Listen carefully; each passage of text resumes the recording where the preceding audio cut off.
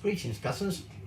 I'm going to make a pandan cake, or sometimes known as a pandan chiffon cake. It's very much like the angel cake I've made before, except it's flavoured with an ingredient, if you like, called pandan. So we're using the angel cake tin. Doesn't have to have a removable bottom, but it has this funnel in the middle and it has these legs on it. Because if you can remember, it was a while ago I did this one, when it's baked, we actually turn this upside down and we let the weight of the cake sort of eventually drop itself out of the tin.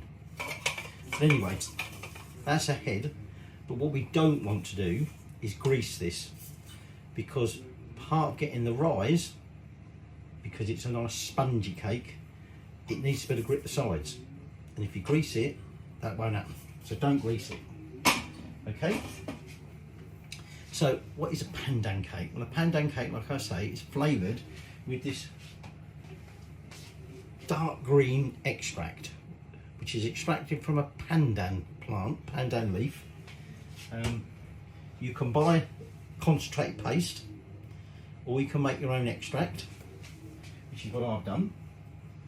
Okay, so let's get baking. So as well as that, you're going to want 6 large eggs, or possibly 8 small ones. It's up to you, depends what size eggs you've got. You're going to want about 90 ml of vegetable oil. You're going to want some baking powder. You're going to want some cake flour. Now, you don't get cake flour in the UK, or it's quite difficult to get cake flour that the Americans use. So this is plain flour. I've got 200 grams of plain flour, but I've taken out 2 tablespoons and replaced it with 2 tablespoons of corn flour or corn starch, and that gives it the right balance of protein and everything. You're going to want some coconut milk, about 50 ml coconut milk.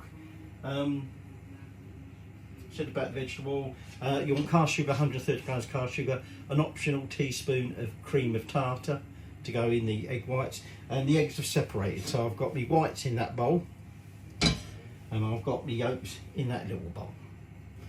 So let's get making this pandan cake. So in this bowl, I'm going to add in my egg yolks.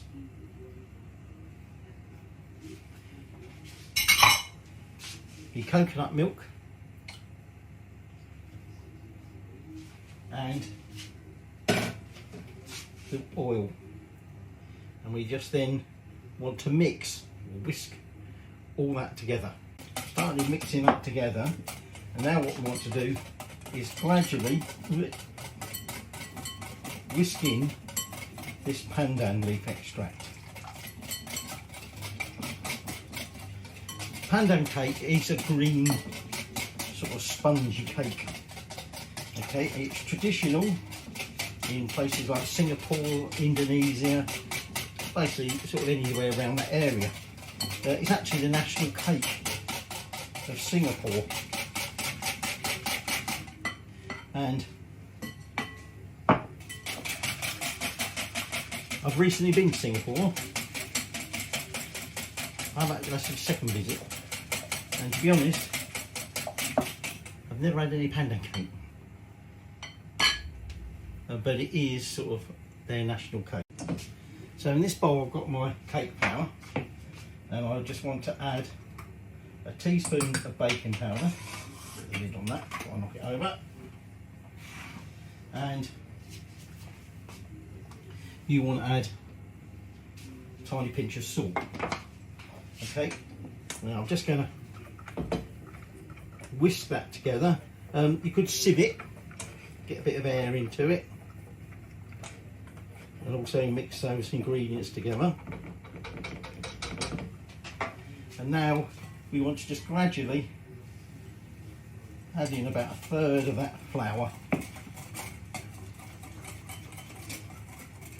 and start whisking that in.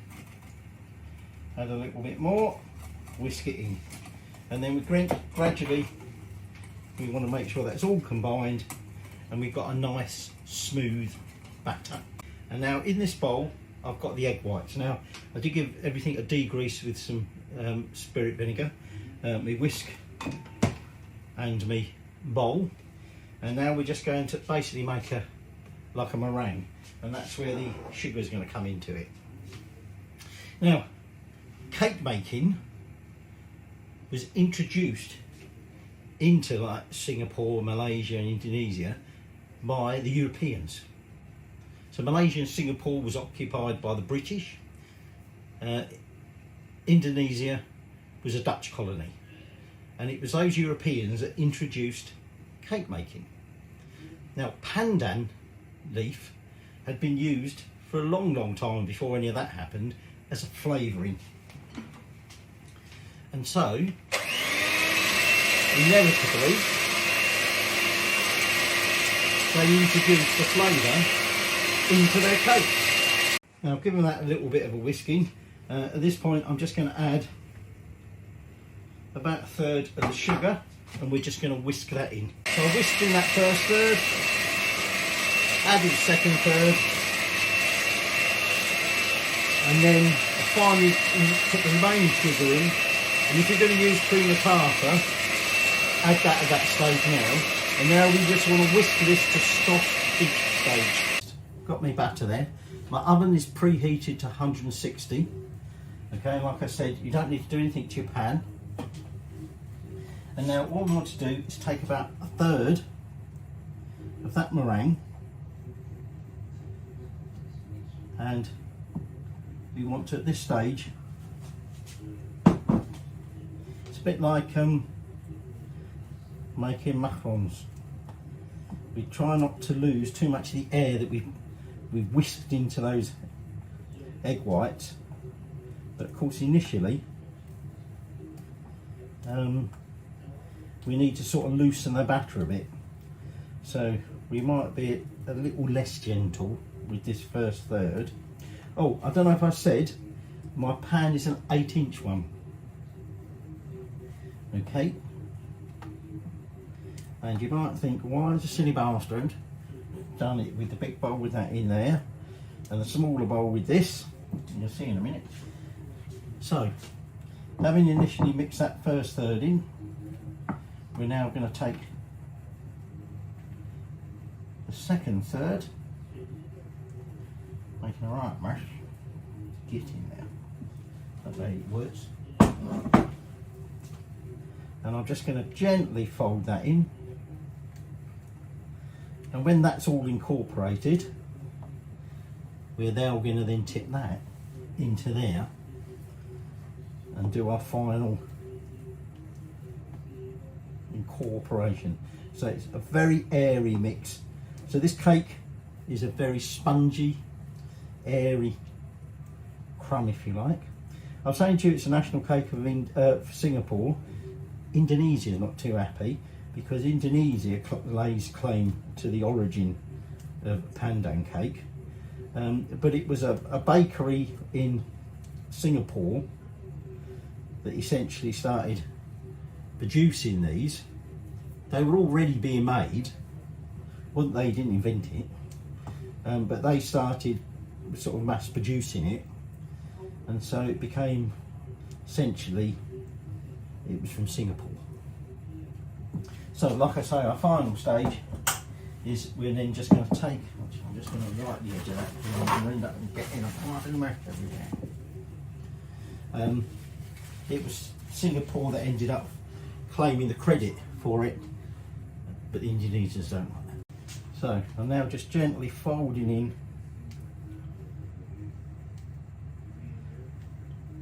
the last of that meringue, as it were, and we obviously want to get it so we've got no more white streaks in it. So this pandan plant comes from, you know, that region of Asia, although its origin isn't that well known. The plant reproduces vegetatively, like sending out runners and things like that, but there was some specimens recovered from an island that actually had male flowers on, but, or rather the specimens that when they got them back they realised these had male flowers on, but they've never actually been seen in the wild from this particular island. So some people speculate, well, this is where it originated. Others say, well, it's a bit tenuous just because the specimens we found at that time appear to have flowers on them, but who knows. So that's now incorporated into that. Can't see any more white streaks. So now it's time to transfer it into that. I'm a bit worried here that this is going to rise up too much, because that's quite near the top. So that's that in there. Just clean this around the top of it, and then I'm going to gently tap it to get rid of any of the bigger air bubbles. I can see some there. Now we're now going to whack that in that oven for about 55 minutes, and it's certainly risen a lot, as you can see there. And what we want to do now is get this turned over, and the idea is as it cools it will contract away from the sides, hopefully, and then it will drop down of its own accord. If you leave it the right way up, like most cakes, it'll, because of the texture, it will collapse under its own weight. It's almost like a souffle. It rises up, but if you're not careful, it will collapse. By doing it this way, its weight isn't pressing down on it, if you like, and therefore it should loosen up when it's ready. The only thing is, the bottom of that is pretty much touching my rack. So we're going to leave that to cool. Once it's released, we'll lift it out, let it cool completely, and then we can try it out. But I think it's time we tasted it. Now, a little bit of controversy. Pandan, like I said, it's been a flavouring. Some people say it's a bit grassy, some say it's very vanilla-y, but it's been a flavouring that's been used for eons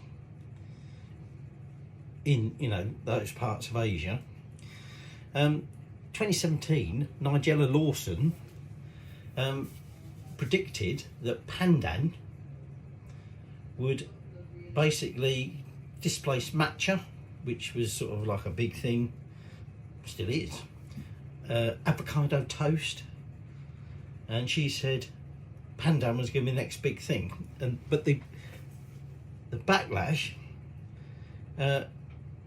was because it was, she sort of implied that she had discovered this new ingredient, which of course got a lot of the Malaysians and Indonesians all uptight, because it's like, excuse me, you discovered a new ingredient. That's been our ingredient. We've used that for I don't know how long. But anyway, a couple of other interesting facts about Pandan, but before that, let's get cutting it. So let me get me knife, get me plate, and we'll get cutting it. So we've had a little bit of a continuity error. I was busy cutting that, as you can see, it's been cut. Got out a nice spongy slice to show you how spongy it was, and we've had a little taste test, and then I discovered that I'd set it in photo mode, and all I'd done is take one photo. So it is very light,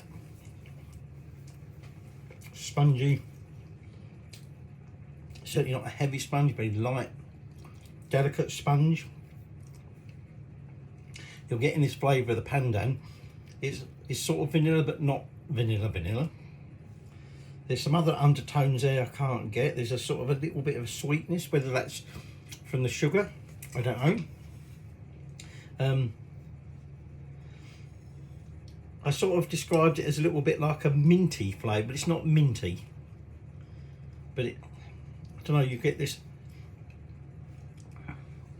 sort of after sort of taste at the back of your sort of mouth. It's reminiscent of what you might get with mint, but it's not mint, if you're with me.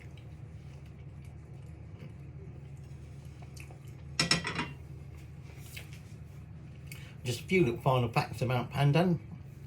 It has natural antibacterial and antifungal properties, particularly against moulds. It's used in perfumes and traditional medicines. Some studies say that it's a bit of an insect repellent, particularly against American cockroaches, but who knows? I don't think there's been that much studies in that. But as a natural air freshener, in Thailand, cab drivers use it in their cabs to freshen the air up.